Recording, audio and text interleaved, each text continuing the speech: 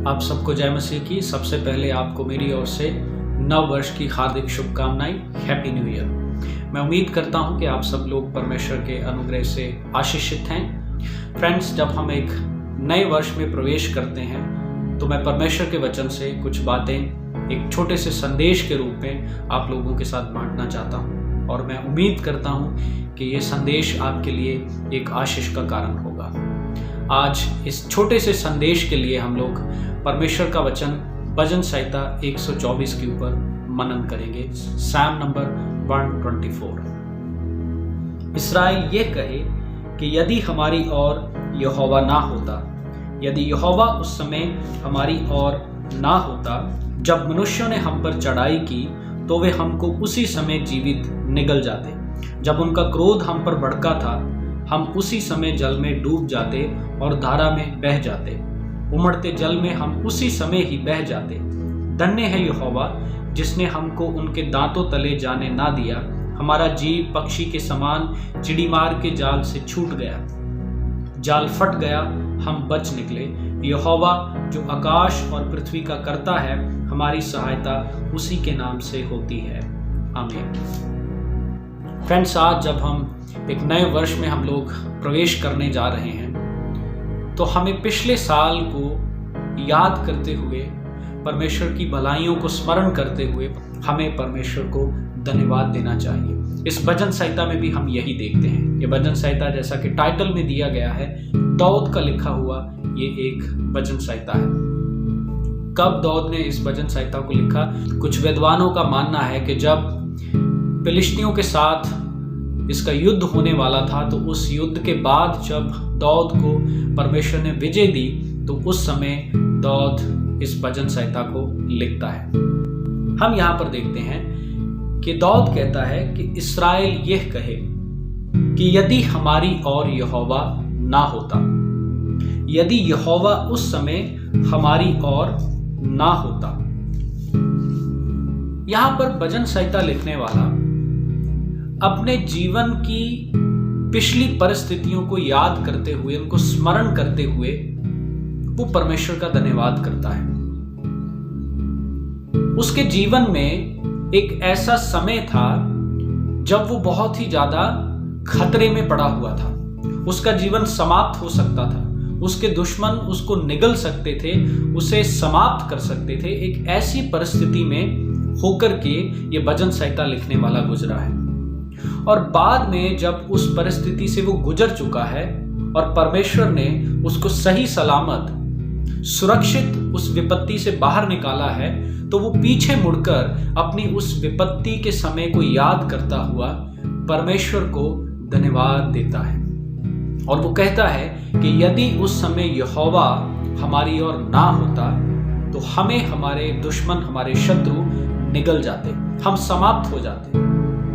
मेरे प्रियो, इस नव वर्ष में जब हम एंटर करते हैं तो हमें इस बीते हुए वर्ष को पीछे मुड़कर एक बार जरूर देखना है और हमें परमेश्वर का धन्यवाद करना है। क्यों परमेश्वर का धन्यवाद करना है? क्योंकि बीते हुए पिछले इस साल के दौरान मेरे और आपके जीवन में भी ऐसी कई विपत्तियां आई होंगी, ऐसी कई बीमारियां आई होंगी, ऐसी कई मुश्किलें, ऐसी कई चुनौतियां आई होंगी जो शायद मुझे और आपको समाप्त कर सकती थी, शायद हमारे परिवार को समाप्त कर सकती थी, शायद हमारी नौकरी को, हमारे बिजनेस को, हमारे व्यापार को, हमारी सेवकाई को समाप्त कर सकती थी, शायद हमारे जीवन को भी समाप्त कर सकती थी।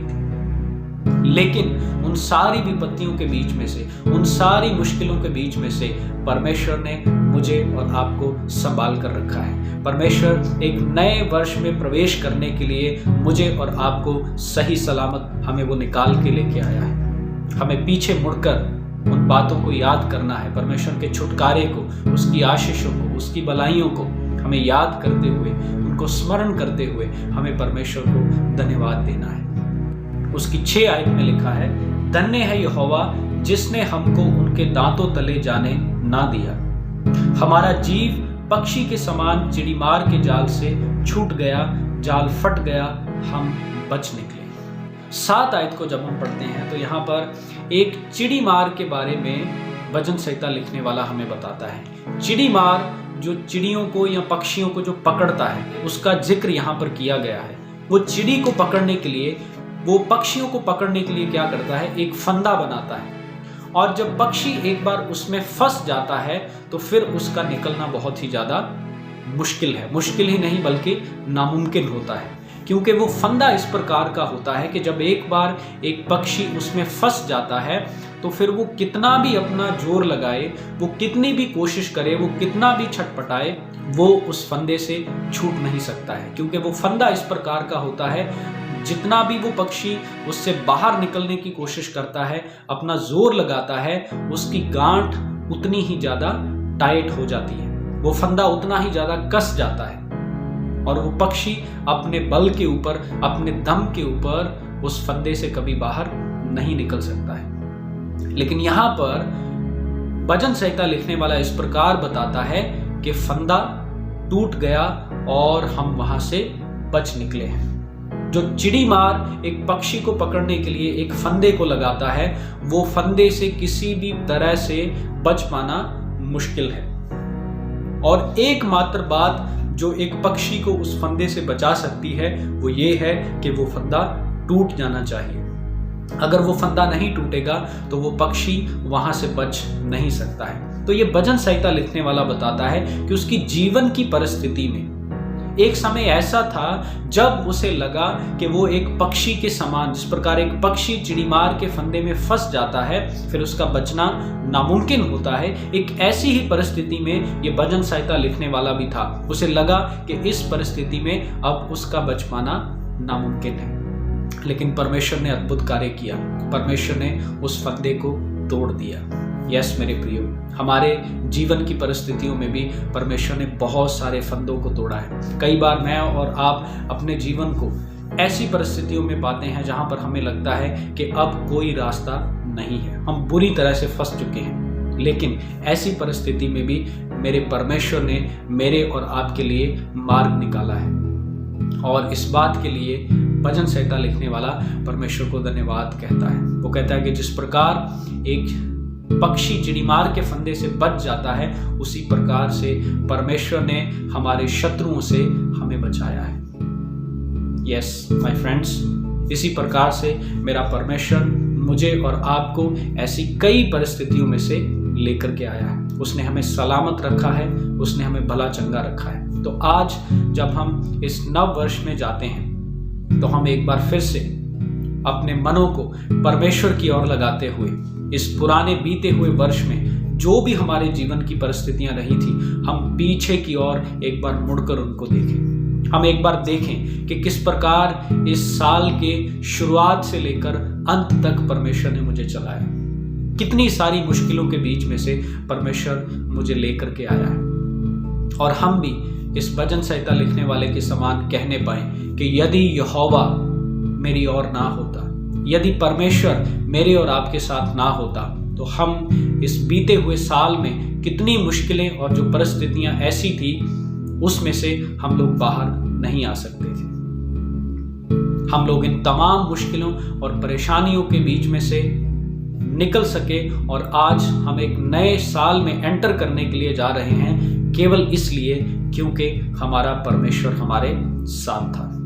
सो मेरे प्रियो, अब हम एक नए वर्ष में जब जाते हैं, जब हम प्रवेश कर चुके हैं, तो मेरी आप लोगों से एक छोटी सी गुजारिश है, एक बार थोड़ा सा समय निकालें अपने जीवन में और पीछे इस बीते हुए साल की ओर मुड़ करके देखें। कहाँ कहाँ से परमेश्वर ने आपको निकाला है, कहाँ कहाँ से परमेश्वर ने आपके लिए उपाय किए हैं, कैसे कैसे चमत्कार, कैसी कैसी आशीषें परमेश्वर ने आपके जीवन में दी हैं। उनकी ओर थोड़ा सा ध्यान लगाएं और परमेश्वर का धन्यवाद करते रहें। और धन्यवाद करते हुए मन के साथ, धन्यवाद के एटीट्यूड के साथ हम लोग इस नए वर्ष में प्रवेश करने की कोशिश करें। जैसा किसी ने कहा है कि gratitude is the best attitude. धन्यवाद करते रहना परमेश्वर का वो सबसे अच्छा मनोभाव है। तो हम भी धन्यवाद के एक मनोभाव के साथ इस नए वर्ष में प्रवेश करें और परमेश्वर के नाम को हम महिमा दें। आप सबके लिए मेरी प्रार्थना है कि आने वाला नया साल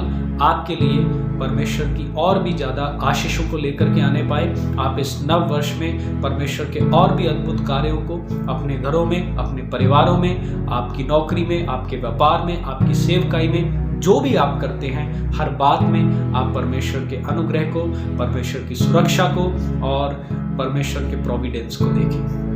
आज के इन वचनों के द्वारा परमेश्वर आप सबको आशीष दे। एक बार फिर से आप सबको और आप सबके परिवार को मेरी ओर से हैप्पी न्यू ईयर। परमेश्वर आप सबको आशीष दे। Thank you. God bless.